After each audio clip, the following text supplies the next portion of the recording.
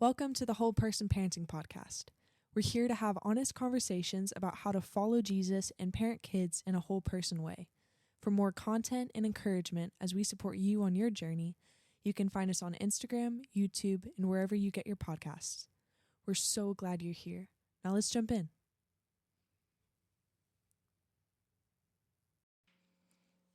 Hey everyone, welcome to the Whole Person Parenting Podcast. My name is Presley. I'm here with my mom, Valerie. Hi. And it is Thanksgiving week. It is. You're home for I'm Thanksgiving. home for Thanksgiving from college. Yep. Thankful to be back. I slept so good last night in my own bed. So Yeah. Even though you forgot your pillow. I did forget my pillow. Felt bad. It's okay. I did find another pillow to use. Oh, good. So yeah, I was gonna say we can still go get another pillow if need be. no, it's fine. Okay. Did you find a silk pillowcase? Mm-mm. Okay. Well, I I'm have just using one of Brayden's old ones. Okay. It Well. looks janky. Oh no. It's the first thing I saw. Not the janky pillowcase. I'm just like, I don't know, like what. We literally just went through all of the sheets, like all of Really? yeah, we just like got rid of a bunch of them. Like I just like either threw away or like the ones that he just wasn't interested in having anymore. We just donated Mm-hmm. or some that like fit smaller beds that we don't have anymore, you know. Yeah. Well, this one's still janky. Oh, it made it through. It somehow made it through the process. Well, we can do better. I have a silk one you can use. Oh, thank you. Okay, well, now that we have that out of the way in front of everyone, welcome back. We have, we're coming off of the parenting in pixels conversation, Mm-hmm. talking about the anxious generation and kind of what that did, Yeah. and what probably a lot of like young parents are dealing with, and even older parents with social media and navigating that, like whatever age you are or your child is. But we were kind of talking through, what today we're going to be covering. And I think it's kind of along the same lines because I think social media can play a part in it. And Yeah. But I think it's ultimately determined by, I think, things that people pick up more so than social media even. I think social media like highlights it and emphasizes it, but it's always the deeper root or issue, you know? I agree. Yeah. So. Yeah. So we're going to talk about like perfectionism and how that shows up. Yeah. In parenting. So maybe we could start just by talking about perfectionism in a more general sense. Yeah. Like more because broadly. I think a lot of times too, we have a hard time identifying ourselves as perfectionists. Unless you're like on the extreme end, you know, and then you're like, that could be almost an identity word. Like, I'm just a perfectionist, you know, like everything has to be so. Yeah. Is that what you mean? Like a very traditional, idea? Traditional perfectionist, in like that I don't know, just what you think of when you think of a perfectionist, extremely type A person. Yeah. You know, very organized, maybe uptight in a way. Yeah. Like rigid. A little rigid. Yeah. Perfect posture, kind of that like idea. Yeah. Like prim and proper and like everything, all my ducks are in a row and like all my I's are dotted and T's are crossed all the time. But I think for me, I would also consider myself a perfectionist, but I feel like it's shown up in a lot more of an emotional way than maybe like the physical or like of what I'm doing or what my life looks like, I guess. But feeling like every single time I mess up, like it is just an absolute failure that like embeds itself in like how I think about myself, how I feel about myself. It's just an extremely, I don't know, like taxing. Yeah. Like anything that is a failure, anything that doesn't go perfectly my way, any kind of plans that I've had that don't get fulfilled. Even in just like small things, like I thought we were going to go eat at this place today, and then I get upset whenever like that plan is changed, and And I think there's a lot of different ways that like perfectionism kind of shows up as well. You don't like throw a fit or anything. No, but I it's think it's just- like well, an just- internally, it's like hard. Yeah, like I struggle with it, Mhm. you know, and I'm like, and Yeah. and it really, I feel like with perfectionism, and maybe it's different in each case. For me, it's a very individual battle. Mm-hmm. That can affect others based on how I feeling about myself. Yeah. But then again, that's really any emotional state is. Yeah. Like you it know, bleeds over. It bleeds for over sure. no matter Yeah. what, but it's always rooted in me. So it never has to do with, you know, people changing plans or, you know. Yeah, like it's not on them No, to not make at sure all. that the plans don't change so that Or you're that, okay. Yeah, to tiptoe around me because I could get upset. Right. That makes me sound like I'm like a rager, but You're not a rager. I'm not a rager. No. I'm just like, It's just, I think, yeah, like you said, I kind of it's shut just- down it's a little hard bit. thing. Yeah. And then I'm just like, I don't really, you know, want to participate maybe to the extent that I would have because Mhm. the way I had planned it didn't go how What I you were wanted. Yeah. thinking. How I was Mhm. thinking or how I Yeah. expected. Yeah, and I was thinking about even perfectionism showing up in one of the things, like as we were looking at, you know, at this topic, but like one of the things that catches my eye is like the procrastinator perfectionist, like the person who doesn't start something because they are not sure they can do it perfectly, Yeah. or they don't have the space to do it perfectly, or they're not going to be able to do it the way they want to, so they just don't. They don't do it at all. begin. Yeah, like it's that all or nothing kind of For sure. thinking. Black or white. Mhm. Everything's in black and white. There's no gray area. It's either right or wrong. Right. Yeah, which is why Successful maybe or a failure. Mhm. There's no in between. There's Exactly. not a world where some things could have gone right and some things could have gone wrong. Yeah. You know, in your job, if you're like given a project to work on, and like there were some successes, but then there was also all failures. Then yeah, in your mind, it's automatically categorized as failure because every single thing didn't go according to plan. yeah. I was thinking about this past week. I did a training like that I participated in. I didn't lead the training, but that I participated in, and we, you know, like therapy trainings. It's like, you know, you do therapy on each other basically. So Oh, really? yeah, That's funny. You didn't know this? No. Oh yeah, like You just have to practice on each other. Yes, you practice on each other. That's hilarious. It's not like every single thing, but often. I didn't know that. Yeah, you're doing like role play, and so maybe you're making something up. But in this particular training, we're like using our real life stuff. Okay. And one of the questions, it was like we were going through like a series of questions, and one of the questions was like, how do you handle criticism? And so I heard several people answer this question because it was asked in several different ways or several different times.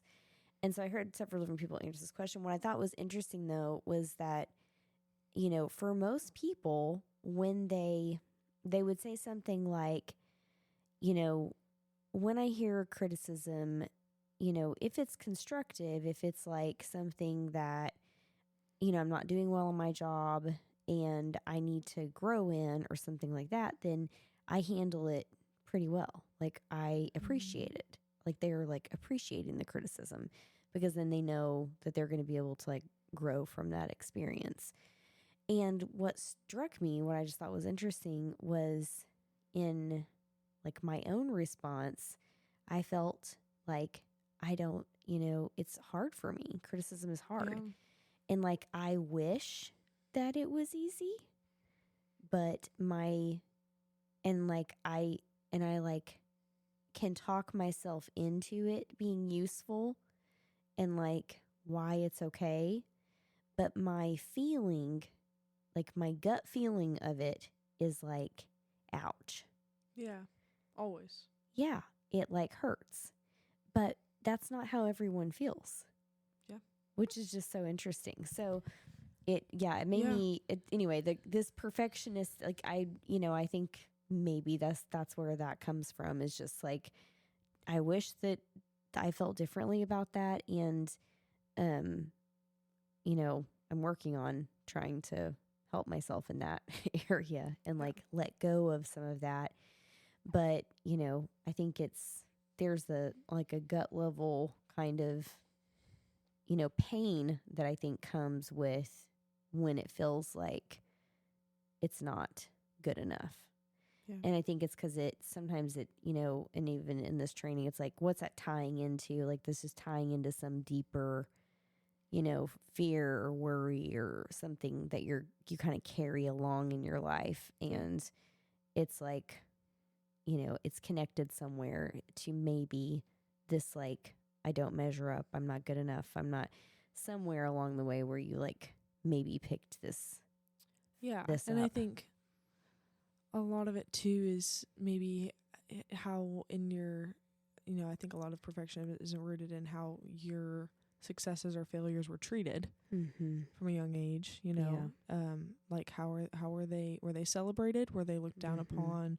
Were they not really acknowledged? Yeah. Were they kind of thrown to the side whenever you would, do something good? And it was just kind of like there was an expectation that wasn't met of some sort of reward or, I'm proud of you or things like that. And so I feel like it's important to think about that when it comes to perfectionism and parenting. Yeah. Because if you don't realize that there in some way is a perfectionism, like if you don't recognize the perfectionism coming out in your parenting, then I think it's even more harmful. It can be, I think transmitted. And I think that, happens some with you and I, unfortunately, it's part of our podcast, I feel, is us kind of talking about some of these things that, are, I mean, for me, like, are hard. Perfectionism in a lot of ways, like, showed up in, an anxiety about pretty much everything that I had to end up doing. Like, if I was doing something, then there was an anxiety behind on what the outcome would be, on how well I would do, and if people would care. Like, will anyone care that I did this, or will anyone, or will they only see the failure, if it goes wrong? And so, and I think, I mean, part of perfectionism, I do know, is also has to do with like temperament, has to do with kind of, how you are also, and I think that's partially me also. Like, I may already have kind of a bent in that direction. So like praise for me may have been a double-edged sword. And it may have been a double-edged sword for you too. I don't know. Of like, I really like the praise. The praise feels really good. But what if I don't have the praise? Then what does that mean? And like, how's that impact me? And so it's almost like the fear of not having something more than the opposite. Yeah, like the not having it is more impactful than actually getting it. Isn't that interesting? Like, the positive opposite is not as impactful as the not getting it. Yeah. So I think it might be helpful to consider like that. Also, we might have developed some perfectionism. I say we, I mean anyone. People can develop things that for various reasons. Like I've said, like temperament, we've said it could be like underlying other mental health concerns like anxiety, like OCD, like all of these different diagnoses. All these things can be like reasons, can be culture, can be like academic stress, but also, we can consider that we sometimes get in patterns of doing things or like behaving in certain ways because at some point it was actually useful for us to have, to have this. Like, I think, part of the concern in like addressing perfectionism is almost that you would have to let go of some, or maybe the fear that I've had in trying to let go of perfectionism is that you're letting some sort of standard go. Yeah. Right. Like, I don't want to be mediocre. I want to I want to still get good grades. I want to be successful. I want to work hard. And these aren't bad things. No. Yeah, that's not bad. And I think in some ways, like, perfectionism is helpful in those helpful sense. to us. Yeah. It's they pushes us to be successful, to work hard, to do what we're supposed to do. Right. Especially if you're talking about like a school setting, like pushing you to do your assignments and doing things in on time and all this stuff. Right. And work hard and when it doesn't look right, fix it or redo something. Yeah. So maybe what we're addressing is a little different than just working hard and wanting to do a good job. It's almost an extremist view of or an anxiety of not being able to perform well.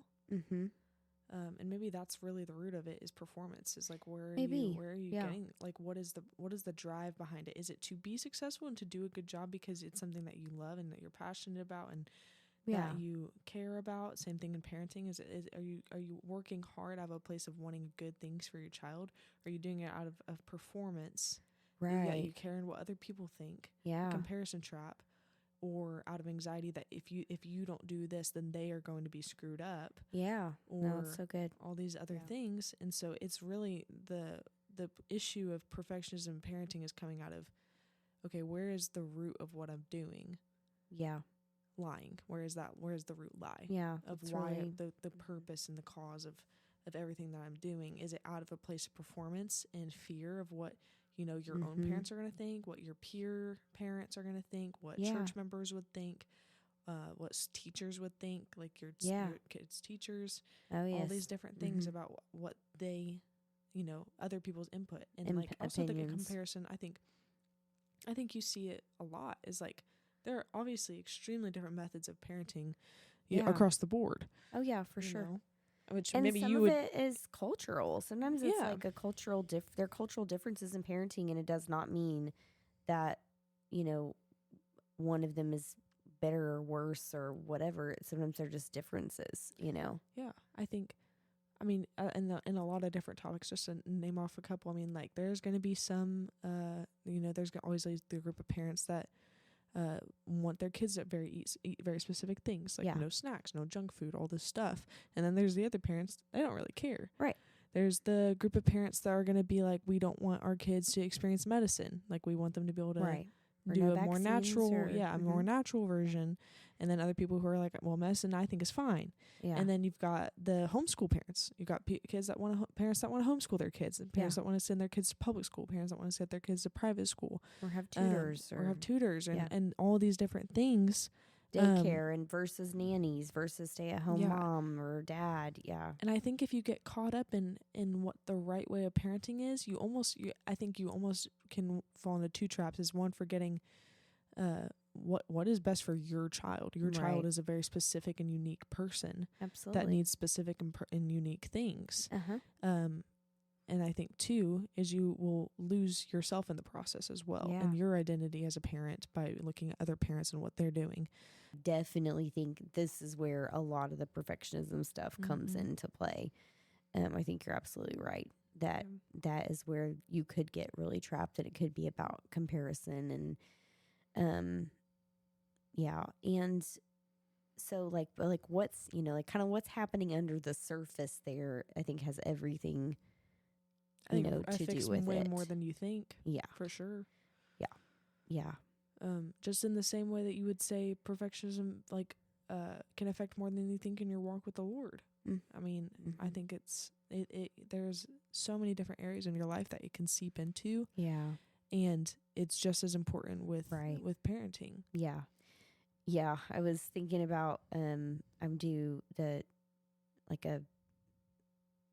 year, it's like a 2-year long, more like in-depth Bible study and like personal relationship with the Lord, like deep dive kind of thing at our church. And we were talking about spiritual disciplines. We were kind of doing like an inventory of, like where are our values? Like what are we still in the process of like considering and like what are we actually like setting time aside for, and like it had like this all these lists of spiritual disciplines, and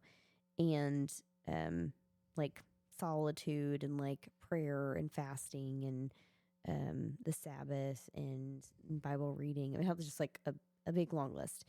Well, not super long, but maybe like 9 or 10 things. Yeah. And anyway, the purpose though in doing that is not to check a box and be the best Christian because we're keeping all of the list. Well, it's right? Out of a love. Yes. It's out of a love and a relationship and a desire to have a relationship with the Lord. Exactly. And to please the Lord and to grow closer to him and to honor him and to prioritize him in your life. And kind of how it relates to spiritual practices, spiritual disciplines. Like if we were to treat like parenting in the same way that we treat spiritual disciplines, which in some way it is like a spiritual responsibility, right? That has been given to parents by God. Yeah. If you think about it, I feel like in the way that Scripture addresses perfectionism is a lot of kind of equating it with pride in a lot of ways, which I think it is, because I think it's something that you feel like you have to take it in your own hands or it's not going to work. Yeah, it's definitely like a type of self-reliance. And I think it's like a cross between like self-reliance and fear, maybe. Yeah. Yeah. And almost a kind of deception. It says in 1 Corinthians 3, starting in verse 18, it says, "Let no one deceive himself. If anyone among you thinks that he is wise in this age, let him become a fool, that he may become wise. For the wisdom of this world is folly with God, for it is written, He catches the wise in their craftiness. And again, the Lord knows the thoughts of the wise, that they are futile. So let no man boast in men, for all things are yours, whether Paul or Apollos or Cephas or the world or life or death or the present or the future, all are yours, and you are Christ's, and Christ is God's." And so it kind of shows this like energy flow kind of chart in Scripture of that, like all these, like the life and the world and the death and present and future, like God acknowledges that those are ours to have.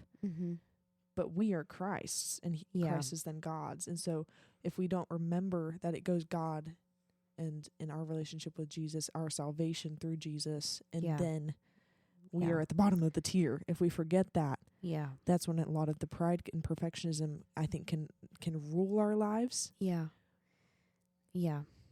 for sure. Yeah, and it's like, and I think it goes back to just, you talked earlier about like what are your motivations, but then also like what is the source? So our motivation about us, or is our motivation about our children, or is that and is our motivation about pleasing God in our parenting? Because how would God parent in this way? What would God do in this situation? Yeah, like what would be a way that the way that we could parent that would put his character on display, which I think is a lot of what we talk about and what we feel like we've been given, as a message to say that this is possible to reflect the character of God in our parenting, in a whole person way. Yeah, exactly. And so I think our encouragement is to maybe evaluate where the root of things, where you're parenting from and how it is reflecting Jesus. How are we reflecting Jesus to our kids? I say our like I have one, and I don't. It's okay. You don't have to say that every time. I think it just kind of comes out. It's because I think I hear you say our. But our in the since I am a child, and maybe eventually, yes, a parent, a future parent, and I mean, I think we are, we're a mother-daughter, but we're also, sisters in Christ, and we have. That's sweet. Yeah, it is sweet. It's sweet. It's also true.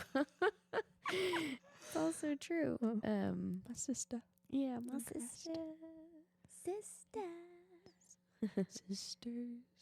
sisters. Oh, no, yeah.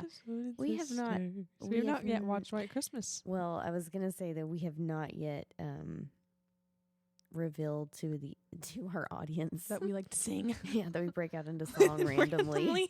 We've kept that under wraps. I don't know how we have because we do that 6 episodes. a lot. I know. Yeah, we've been on. Yeah, cat's out of the bag. We will hear a word and then break out into song. Break out in song. Well, several it's songs. any phrase. Yep. And you just saw the transition of one song to another. From one song into the next. Yeah. Wow. It happens organically. We cannot contain we cannot be stopped.